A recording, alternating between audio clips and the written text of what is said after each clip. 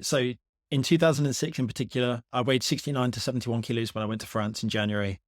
And by May, I had managed to get my weight down to 63 and a half kilos. They wanted me to be 64. And for the first few months, nothing changed. I couldn't do it. So I just decided, as I said before, I'll just eat the absolute minimum. I've been told a story of a an Estonian rider who also went to France, and he'd lost weight throughout his time there. And this is by the masseur who thought that I should lose weight. He told me, kept on telling me these stories. I can't remember his name, which is annoying. But anyway, he'd only eat soup in the evenings. That was it. I'd focus on only eating soup in the evening. And then eventually I got down to the weight that had been requested, and he was really happy and really impressed. Then he turned to the other English rider at the time and he said, does he eat normally? And Jonathan Rosenberry, he was called, he worked the last time I saw him for EF Education as their press officer. Anyway, I turned to him and he scoffed and laughed. And he said, what do you want me to say? And that's when I realized that, oh, maybe it isn't normal how I've been eating, because everything up until that point had informed me that it wasn't that abnormal to not eat. And I just assumed that it was what you needed to do. Anyway, no, apparently it wasn't normal. So yes, it took a long time to have a normal relationship with food. And to be really honest, I think for the entire duration of my racing career, I didn't have a normal relationship with food like I do now. So there'd be periods of restriction followed by periods of overindulgence. And that is never conducive to good performance, because your body's either starving or it's being overfueled and it constantly doesn't really know what to do with it. Whereas if I was to race again now, you just eat when you're hungry. If you need to wear out your food because you need to eat more and ensure you're fueled, you do. Back then, we would nearly never eat when we were training, and you would never eat until halfway through the bike race. And it is such a contrast to how fueling is approached now. Fueling is as important as the training, as important as the sleep, as important as off-bike training, as important as mentality. It now has the focus that it deserves. Whereas back then it was almost like a mystery to, certainly in France at the time, and throughout lots of Northern Europe. I did a nutrition course when I was racing, and this is in 2016. And even that is so outdated compared to the advice that's available now.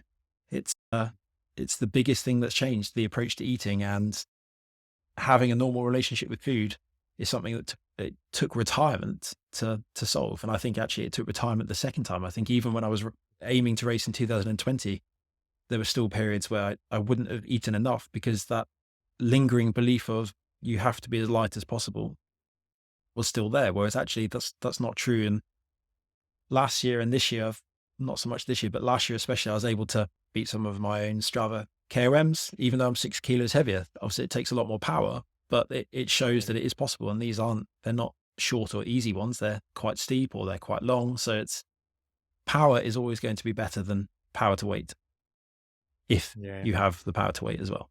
Do you feel there's still like a stigma with cycling and managing people's weight, looking after that, especially on and off the bike? Because I work with a lot of amateur cyclists that are trying to lose weight, and obviously there's still a stigma that you have to be as light as possible, or you might have to restrict in the way that you've done to get your weight down, and it might only be for a very small period of time if they're planning to go on holiday to Mallorca for a week and want to be in the best condition possible, or a race or anything like that. Do you feel that's still something that needs to be worked on within the industry? I think it depends the era that the cyclist started now. I think if you were to start cycling now, that probably wouldn't affect you as badly as it would have 10 years ago.